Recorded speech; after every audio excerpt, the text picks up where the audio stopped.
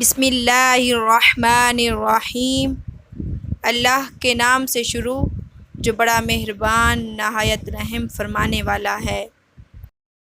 حضرت زید بن ثابت رضی اللہ تعالی عنہ بیان کرتے ہیں کہ میں نے حضور نبی اکرم صلی اللہ علیہ وآلہ وسلم کو فرماتے ہوئے سنا کہ جو شخص ہمیشہ دنیا کی فکر میں مبتلا رہے گا اور دین کی پرواہ نہ کرے گا، اللہ تعالیٰ اس کے تمام کام پریشان کر دے گا اور اس کی مفلسی ہمیشہ اس کے سامنے رہے گی اور دنیا اتنی ہی ملے گی جتنی اس کی تقدیر میں لکھی ہے، اور جس شخص کی نیت آخرت کی جانب ہوگی تو اللہ تعالیٰ اس کی دل جمی کے لیے اس کے تمام کام درست فرما دے گا اور اس کے دل میں دنیا کی بے پرواہی ڈال دے گا اور دنیا اس کے پاس خود بخود آئے گی۔